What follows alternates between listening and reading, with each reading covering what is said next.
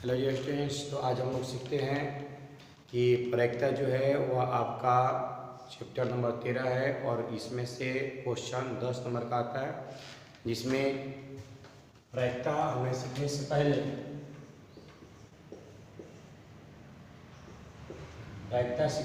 हमें कुछ ऐसी बातें जानना होगा जिसके बारे में अध्ययन करने के बाद प्रायिकता जो है वो आसान हो जाएगा।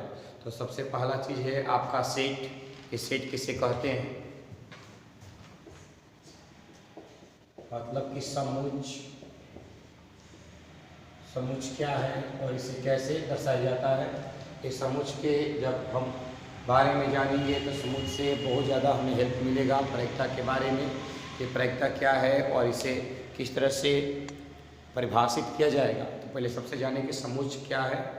तो समुच्च संख्याओं के सुपरिभाषित संख्याओं के संग्रह को समुच्च कहते हैं।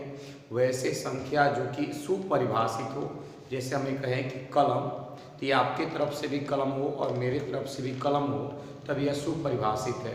तो सुपरिभाषित वस्तुओं के संग्रह को हम समुच्च कहते हैं। समुच्च में नंबर लिया जाए तो 1 2 3 4 5 कुछ भी ले सकते हैं। तो समुच्च ए को ABCDEF से दिखा सकते हैं। समुच्च को अंग्रेजी वर्णमाला के बड़े अक्षर द्वारा दर्शाया जाता है और समुच्च के अंदर वाले सभी संख्याओं को उस समुच्च का सदस्य कहते हैं। समुच्च के अंदर वाले सभी संख्याओं को उस समुच्च का सदस्य कहते हैं। सदस्य जैसे है कि जैसे ABCDEF क्या है, तो ABCDEF उस समुच्च का सदस्य कहलाएगा। और यह क्या है, ए, तो ए जो है वह समुच्च कहलाएगा। तो अगर एन लिखना हो तो एन बराबर हो जाएगा 1 2 3 4 5 6। एन बराबर क्या हो जाएगा आपका 6 हो जाएगा कि एन ए की संख्या कितनी है, तो एन ए की संख्या 6 है। तो समुच्च किसे कहते हैं, तो सुपरिभाषित वस्तुओं के संग्रह को समुच्च कहते हैं। समुच्च को अंग्रेजी वर्णमाला के बड़े अक्षर द्वारा दर्शाया जाता है। अब समुच्च में आते हैं तो दो प्रकार मिलता है। समुच्च के अंदर दो प्रक्रिया है। एक यूनियन का मतलब होता है सम्मिलन। तो अगर दो समुच्च का सम्मिलन निकालना हो तो समुच्च ए बराबर ABC दिया गया हो और D, यम समुच्च B बराबर DEF और G दिया गया हो और A और B का सहमिलन निकालना हो तो उस कंडीशन में A सहमिलन B बराबर हो जाएगा आपका ABCD और सहमिलन क्या हो जाएगा DEF और G हो जाएगा। तो दोनों में जो है वो D मिल रहा है एक बार, तो जो मिलेगा उसे भी लिखेंगे और जो न मिलेगा उसे भी लिखेंगे। तो A और सम्मिलन B में कौन कौन लिखेंगे, तो A सम्मिलन B में ABCDEF G, ये सब के सब काम करेंगे A सम्मिलन B में। इसे कहते हैं दो समुच्चों का सम्मिलन। सम्मिलन में वैसे समुच्च जो मिले वो भी लिखे जाएंगे, वैसे समुच्च जो न मिले वो भी लिखे जाएंगे। उसके बाद आता है दो समुच्चों का सौनिष्ठ। तो सौनिष्ठ मतलब इंटरसेक्शन। दो समुच्चों का सौनिष्ठ कैसे लिखा जाएगा, मान लीजिए समुच्च A है और यह समुच्च B है। दोनों समुच्चों का सौनिष्ठ हमें दिखाना है तो A सौनिष्ठ B दिखाएंगे हम, और A सौनिष्ठ B में A में मेरे पास है ABCD और B में मेरे पास है DEF और G। यह A हो गया और यह आपका B हो गया। अब सौनिष्ठ कहता क्या है कि जो दोनों में मिलेगा, सुनिएगा बढ़िया से, दो समुच्चों का सौनिष्ठ क्या कहता है, तो कहता है कि जो दोनों में मिलेगा समुच्च A एवं समुच्च B में, वही दोनों समुच्चों का सौनिष्ठ होगा। तो देखा जाए कि दोनों में कौन कौन मिल रहा है, इसमें भी B और इसमें भी B, इसलिए D जो होगा वह A असौनिष्ठ B का वैल्यू होगा। तो D जो है वह A सौनिष्ठ B का वैल्यू है। सौनिष्ठ का अर्थ यही है कि समुच्च A और समुच्च B अगर दोनों में मिले तो उसे हम सौनिष्ठ कहेंगे। अगर समुच्च A और समुच्च B मिले या न मिले उसे हम सहमिलन कहेंगे। तो सहमिलन का हिंदी होता है कहीं पर भी या, और सौनिष्ठ का हिंदी होता है कहीं पर भी और, तो सहमिलन का हिंदी होता है या और सौनिष्ठ का हिंदी होता है और। इसके बाद हम लोग आगे बढ़ेंगे समुच्चय में। एक फार्मूला है जो कि यही फार्मूला आपका प्रायिकता में जाता है। हमने कहा दिया है कि समुच्चय पर कमांड कर लीजिए तो प्रायिकता आधा से अधिक इसी तरह से आपको समझ में आने लगेगा। ये सारे फार्मूले समुच्चय वाले आपके प्रायिकता में जाएंगे। तो समुच्चय पर अगर आपको कमांड हो जाए तो प्रायिकता आधा से अधिक आपको समझ में आने लगेगा। तो अब आगे की थ्योरी में देखा जैसे कि प्रायिकता समुच्चय का फार्मूला होता है एन ए सहमिलन बी बराबर n A plus n B minus n A असौनिष्ठ बी होता है। एन ए असहमिलन बी बराबर n A plus n B minus n A सौनिष्ठ बी होता है। आप लोगों को एन ए सहमिलन बी बराबर n A plus n B minus n A असौनिष्ठ बी हो।